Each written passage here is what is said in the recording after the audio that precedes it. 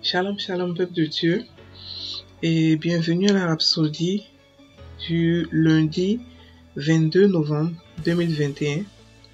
Rhapsodie écrite par le pasteur Chris Oyakilome, et la lecture vous est offerte par les vérités de l'Évangile.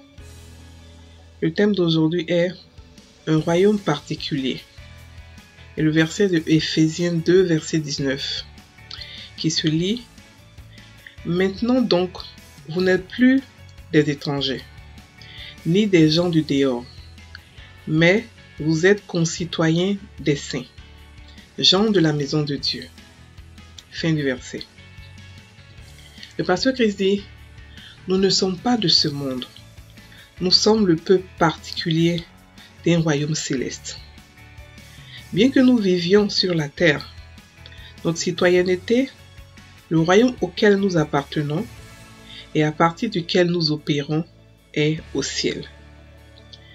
C'est un règne royal et glorieux de sacrificateur. Vous êtes nés dans ce royaume le jour où vous êtes nés de nouveau. Colossiens 1, verset 12 à 13. Peu importe que vous ayez été diagnostiqué d'une maladie héréditaire incurable. Peu importe qu'on vous ait dit que vous souffriez d'une chronique maladie cardiaque. Maintenant que vous êtes né de nouveau, la maladie est étrangère à votre nature. C'est une anomalie dans notre royaume. Par conséquent, refusez de l'accepter ou de l'accommoder dans votre corps. Peut-être que vos ancêtres sont morts d'une certaine maladie, et on vous a dit qu'il en est ainsi de votre famille. Vous appartenez maintenant à une famille céleste, dont Jésus est le chef. Vous appartenez à un royaume où tout est possible et qui fonctionne selon la loi de l'esprit de vie. Dans ce royaume, tout le monde est béni et tout ce que vous faites prospère. Notre joie ne cesse jamais. Nous nous réjouissons dans l'adversité. Dans ce royaume éternel, nous ne permettons pas aux choses que nous voyons de déterminer et de contrôler la qualité de nos vies. Nous voyons et nous vivons par la foi. Nous sommes confiants que tout ce que nous voyons et que nous n'aimons pas est soumis au changement. 2 Corinthiens 4, verset 17 à 18 dit: Car nos légères afflictions du moment présent produisent pour nous, au-delà de toute mesure, un poids éternel de gloire. Parce que nous regardons non point aux choses visibles, mais à celles qui sont invisibles, car les choses visibles sont passagères, soumises au changement, et les invisibles sont éternelles. Fin du verset. C'est ça la vie dans notre royaume. Nous sommes imperturbables. Nous dominons. Nous pouvons tout faire par Christ qui nous fortifie. Nous sommes pour toujours victorieux. Gloire à Dieu. Fin de la Rhapsodie. Alors la Rhapsodie d'aujourd'hui est vraiment très importante pour encore nous rappeler qui nous sommes et à quel royaume nous appartenons. Je vais encore relire le verset d'ouverture qui dit: Maintenant, donc, vous n'êtes plus des étrangers, ni des gens du dehors, mais vous êtes concitoyens de saints, gens de la maison de Dieu. Pour les chrétiens qui croient qu'il faut d'abord mourir pour devenir saint, ce verset nous démontre le contraire. Ce verset nous dit que nous sommes des saints. Nous sommes des gens de la maison de Dieu. Nous ne sommes pas des gens du dehors. Du moment où nous sommes devenus chrétiens, automatiquement, nous sommes morts et nous sommes revenus à la vie, une nouvelle personne. Nous sommes revenus à la vie en tant que saints, en tant que concitoyens du Très-Haut, en tant que gens de la maison de Dieu. La Bible nous appelle sacrificateurs. La Bible nous appelle enfants de Dieu. La Bible nous appelle saints. La Bible nous appelle justes. La Bible nous appelle co-héritiers avec Christ. Et on a encore plein de noms qui montrent qui nous sommes, les élus de Dieu, les appelés. Plein de noms que Dieu nous a donnés pour montrer qui nous sommes, pour montrer ce que nous pouvons faire et pour montrer où nous sommes. Nous appartenons à Sion. Nous appartenons au corps du Christ. Nous appartenons à Dieu. Nous sommes ses enfants privilégiés. Et il explique ici que si vous avez été diagnostiqué d'une maladie incurable, héréditaire, même si la maladie est héréditaire, et que vous êtes maintenant en Christ, vous êtes une nouvelle création. La maladie cesse d'agir sur vous, à moins que par l'ignorance ou en ne sachant pas, vous continuez à accommoder la maladie. Toutes sortes de maladies dans votre corps est une anomalie. Toutes sortes de maladies. La maladie vient du diable, elle ne vient pas de Dieu. Dieu ne teste pas ses enfants par la maladie, c'est faux. Toutes sortes de maladies qui est là pour vous paralyser n'est pas de Dieu. Vous pouvez chasser la maladie. La parole de Dieu est extrêmement puissante pour chasser la maladie.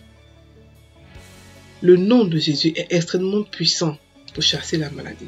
Nous avons tous les outils en tant qu'enfants de Dieu pour pouvoir dominer sur la maladie, pour pouvoir dominer sur le diable. Si vous êtes malade, surtout quand la maladie commence, n'ayez pas peur. Prenez la parole de Dieu qui parle de la guérison, qui dit qui vous êtes et confessez ça tout le temps. Confessez ça le matin, à midi et le soir, tout le temps. Méditez toute la journée sur ce que vous êtes en réalité, sur le fait que votre corps est parfait, sur le fait que la maladie ne peut pas dominer sur vous. Et vous allez voir que je vous donne 3 jours maximum, la maladie disparaît. Pourquoi? Parce que la parole de Dieu est extrêmement puissante. Mais elle est puissante où ça? Dans notre bouche. En tant que des dieux, c'est dans la bouche d'un Dieu que la parole de Dieu a de l'effet. Prenez la parole de Dieu et confessez dans votre vie ce que vous voulez voir. Elle rend la vie chrétienne extrêmement facile.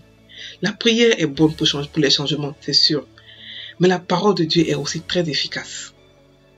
Là où vous allez travailler dans la prière pendant des heures pour un problème, la parole de Dieu te le règle en quelques heures. Donc, pourquoi ne pas associer les deux? La méditation associe les deux à la fois. Lorsque vous mettez la parole de Dieu, vous prenez la parole, vous priez en langue, vous méditez, vous confessez et les choses se décantent, les portes s'ouvrent devant vous. Parce que nous sommes différents, nous sommes particuliers. Même si vos ancêtres sont morts d'une maladie bien précise et qu'on dit que c'est une malédiction familiale, parce que vous êtes quittés des ténèbres, parce que Dieu vous a enlevé et vous a donné une autre vie, cette maladie n'a pas de l'effet sur vous. Vous êtes libérés de toutes sortes de malédictions ancestrales, de toutes sortes de dominations que votre famille est soumise. Donc, frères et sœurs, n'ayez pas peur de ce qui se passe. N'ayez pas peur de la maladie, n'ayez pas peur des circonstances, mais au contraire, prenez tout avec joie. Parce que dans notre royaume, tout se fait avec joie. Et il a expliqué que ce que nous voyons avec nos yeux est soumis à des changements. Mais ce que nous ne voyons pas, c'est cela qui ne peut pas être changé. Donc, allez-y, travaillez dans le spirituel pour établir des choses afin que vos yeux voient ce que vous voulez voir. Mais sachez que la maladie que vous voyez ou quelle situation que vous voyez en ce moment dans votre vie, le fait que vous la voyez, ça veut dire qu'on peut la changer. Si vous ne la voyez pas, c'est là que ce sera peut-être difficile à changer. Mais si vous la voyez avec vos yeux, si vous voyez la maladie avec vos yeux, si vous voyez la pauvreté avec vos yeux, ça veut dire qu'elle peut être changée. Donc allez-y et changez. Changez votre vie, contrôlez votre vie. Nettoyez tout ce qui est dans votre vie avec votre bouche, avec la parole de Dieu dans votre bouche. Vous faites partie du royaume de Dieu, du royaume de lumière. Nous sommes des lumières. Nous sommes supérieurs à Satan. Nous sommes plus que vainqueurs. Plus que vainqueurs. Voilà, donc c'est ce que le pasteur nous dit aussi, que nous dominons, nous sommes imperturbables, nous pouvons tout faire par Christ qui habite en nous. Il faudrait que le corps de Christ puisse savoir maintenant qui il est, la valeur qu'il a devant Dieu. Nous avons devant Dieu de la valeur, une valeur inestimable. C'est pour ça qu'il a emmené son Fils unique mourir, pour pouvoir s'acquérir tout le champ, tout le monde entier, pour pouvoir se l'acquérir. Ok, nous allons maintenant passer à la confession. J'appartiens au royaume de lumière, royal et glorieux des hommes supérieurs, où le péché, la maladie, l'épidémie, la dépression, la pauvreté, les frustrations et tout ce qui y est associé à Satan, et les ténèbres sont étrangers. Je brille et je règne glorieusement par la grâce, au moyen de la justice. Je vais toujours de l'avant et vers le haut. Et je suis toujours agréable au Seigneur en toutes choses. Alléluia. Frères et sœurs en Christ, passez une très bonne journée. Soyez bénis.